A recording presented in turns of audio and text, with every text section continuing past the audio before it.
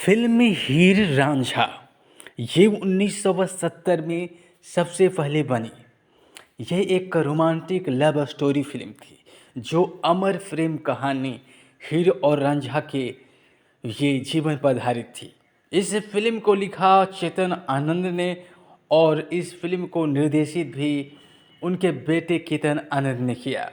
इस फिल्म में मुख्य भूमिका में थे राजकुमार, प्रिया राजवंश, प्राण, पृथ्वीराज कपूर, अजीत, जयंत, सोनिया साहनी, कामिनी कौशल, इंद्राणी मुखर्जी, अचला सचदेव और टुनटुन।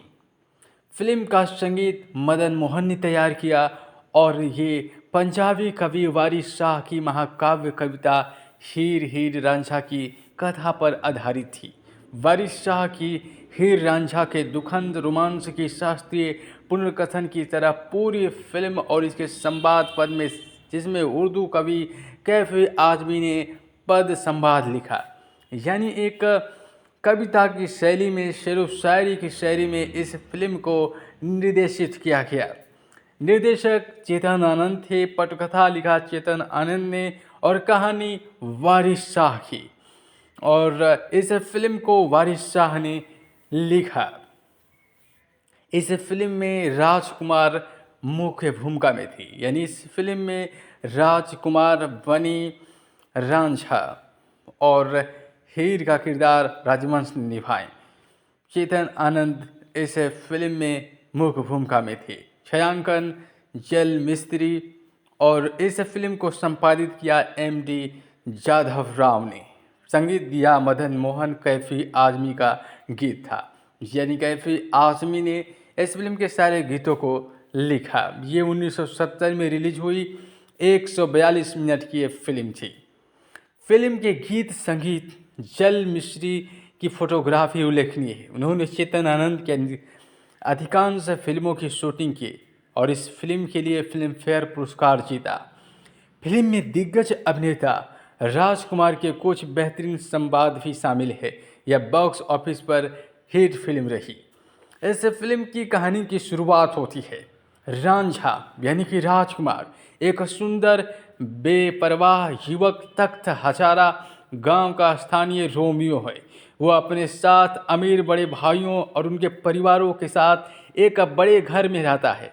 वह जंग गांव जाने की योजना बनाता है, जहां उसके एक करीबी दोस्त की शादी हो रही होती है। उसका परिवार उसे रोकता है, क्योंकि तख्त हजारा और झंग के लोग सदियों से कट्टर दुश्मन रहे हैं। वह उनकी चेतावनी को नज़रअंदाज करके शादी के लिए निकल पड़ता है। शादी के नृत्य के दौरान उसकी मुलाकात एक आकर्षक युवती हीर प्रिया राजवंश से होती है, जो झंग के एक जमींदार की बेटी है। वह उसकी सुंदरता और लावण्य पर मोहित हो जाता है। बाद में अपनी सहेलियों के साथ लुका छिपी खेलते समय हीर गलती से रांझा को पकड़ लेती है और उससे मिलने की इच्छा व्यक्त करता है। जब हीर सुनती है कि वह दुश्मन गांव से है, तो उसकी जान का डर सताता है। वो उसे वहां से चले जाने को कहती है। रांझा जाने से इनकार कर देता है। वो वादा करता है कि जब तक चिनाब नदी बहती रहेगी वह यही रहेगा। हीर बहुत खुश होती है और अपने माता पिता को उसे अपना चरवाहा बनाने के लिए मना लेती है। वे रांझा के प्रति उसकी सच्ची भावनाओं को जाने बिना ही मान जाते हैं। वह नियमित रूप से रांझा के लिए खाना लाती है और उनके बीच गहरी दोस्ती हो जाती है। वह अपने प्यार का इजहार करता है और पूछता है क्या वह भी ऐसा महसूस करती है।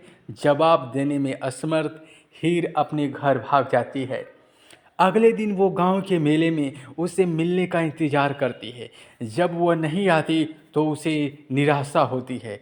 वह उसके घर जाती है और पूछती है कि वह उससे मिलने क्यों नहीं आया। शांत रांझा जवाब देता है कि वह अभी उसके प्रस्ताव के जवाब का इंतज़ार कर रहा है। एक गीत के जरिए ही रांझा को बताती है कि वह उससे प्यार करती है। रांझा खुशी से झूम उठता है। हीर की माँ और दोस्त उसे ढूंढते हुए जाते हैं। उनसे छिपने की कोशिश में वह पास की नदी में गिर जाती है, लगभग डूब जाती है। रांझा अपनी जान जोखिम में डालकर उसे बचा लेता है। हीर के पिता बड़े चौधरी जयंत उसे इनाम के तौर पर एक मोटी रकम देते हैं। इस पैसे से वो उसे लुभाने के लिए नए कपड़े, गहने और तोहफे खरीदता है। दोनों प्रेमी उसकी सहेलियों की मदद से छिप छिपाकर मिलते रहते हैं। हीर के चाचा छोटे चौधरी प्राण शहर आते हैं। अपनी शारीरिक सीमाओं के कारण वह दुल्हन नहीं ढूंढ पा रहे थे। जब लोगों को प्यार करते और शादी करते देखते हैं तो उन्हें बहुत गुस्सा आता है। वह बगीचे में हीर और रांझा को गले लगते हुए देखते हैं। वे ईर्ष्या से भर जाते हैं। इससे पहले कि हीर अपने माता पिता को रांझा के बारे में बता पाती, छोटे चौधरी उनके परिवार को उनके प्रेम प्रसंग का खुलासा कर दिया। हीर की माँ वीना सप्रू के साथ मिलकर वह रांझा को बांध लेता है और उससे छुटकारा पाने की योजना बनाता है। वे हीर की शादी सईदा अजीत नाम के एक धनी व्यक्ति से करने की योजना बनाते हैं। अपने इकलौते बच्चे को टूटा हुआ और व्याकुल देखकर बड़े चौधरी रांझा को आज़ाद कर देते हैं। उनके गांवों के बीच प्रतिद्वंद्विता के बावजूद वह रांझा से अपने परिवार को साथ लाने और शांति बनाने के लिए कहते हैं। बहुत खुश होकर वो घर लौटते हैं और अपने भाइयों से हीर के परिवार से बात करने को कहते हैं। झंग के लोगों के साथ शांति बनाने की संभावना से हैरान और खुश होते हैं, लेकिन छोटे चौधरी गुंडों को काम पर रखता है जो रांझा के परिवार को अपमानित करते हैं और गांव में घुसने से रोकते हैं। रांझा के भाइयों को लगता है कि उन्हें अपमानित करने की साजिश है। वे उसे एक कमरे में बंद कर देते हैं, उससे बात करने से मना कर देते हैं। झंग के बड़े बूढ़े लोग बड़े चौधरी से कहते हैं कि वह हीर की शादी करवा दे, क्योंकि वह दूसरे युवकों के लिए एक बुरी मिसाल कायम कर रही है। दबाव में आकर वह हीर के बार बार मना करने के बावजूद उसकी शादी सईदा से करवाने के लिए राजी हो जाता है। शादी करवाने वाला काजी छोटे चौधरी से रिश्वत लेता है और झूठ बोलता है कि हीर ने शादी का प्रस्ताव स्वीकार कर लिया है। हीर को जबरन सईदा के घर ले जाया जाता है। रांझा अपने घर से भाग जाता है और हीर के पिता पर अपना वादा तोड़ने का गुस्सा उतारता है। बदले में हीर के पिता उसे देशद्रोही कहते हैं। बातचीत करते हुए दोनों को समझ आता है कि इस साजिश के पीछे कौन था। छोटे चौधरी सईदा के घर में हीर उसे समझाती है कि उनकी शादी अवैध है, क्योंकि वो उसके लिए कभी सहमत नहीं हुई थी।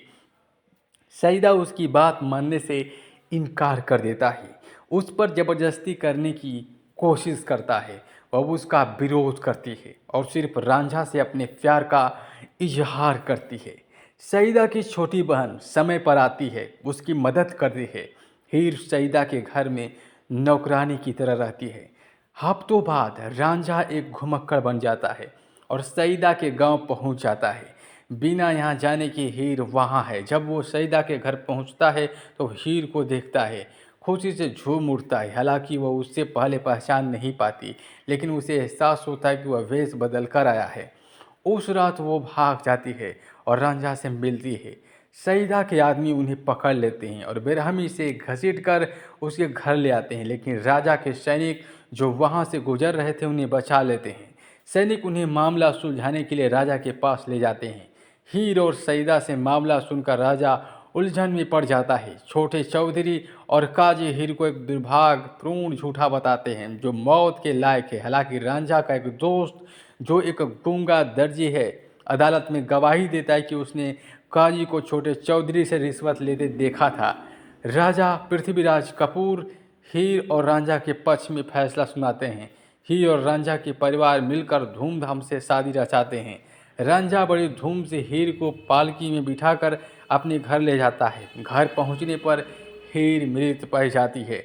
पता चलता है कि छोटे चौधरी ने उसे जहर मिला हुआ कोई व्यंजन खिला दिया था। अपनी प्रेमिका को मरा हुआ देखकर दुखी रांझा भी मर जाता है। उनके परिवार सदमे में होते हैं और दोनों प्रेमियों के जाने का शोक मना रहे होते हैं। और इसी के साथ इस फिल्म का समापन हो जाता है और दो प्रेमी हमेशा हमेशा के लिए अमर हो जाते हैं, यानी कि हीर और रांझा। ये एक ऐसी कहानी है जो पंजाब में हमेशा से लोगों की मुंहज़बानी है। इस फिल्म की और किरदारों की बात करें तो इस फिल्म में राजकुमार जैसा कि रांझा के रूप में किरदार निभाए और प्रिया राजवंश हीर के रूप में किरदार निभाई। जयंत हीर के पिता चौधरी का किरदार निभाए। वीणा हीर की मां के रूप में और प्राण छोटे चौधरी के रूप में हीर के चाचा का किरदार निभाए। टुन टुन अल्लाह राखी के रूप में हीर के पैतृक घर में नौकरानी का किरदार निभाए। और सईदा खेरा हीर के पति के रूप में अजीत ने किरदार निभाए। मुमताज़ बेगम सईदा की मां और हीर की सास का किरदार निभाए। जीवन काजी मुस्लिम पुजारी जो हीर की शादी कराता है। पृथ्वीराज कपूर इस फिल्म में राजा का किरदार निभाए जो राजा बने। लाला पलिश्कर दीवाना यानी कि दीवान राजा के जिज्ञासु के रूप में किरदार निभाए। उल्हास मनमोहन डी.के. सप्रू इजाद पंजतन रांझा के 6 बड़े भाई थे, उनकी पत्नियों का किरदार निभाया था।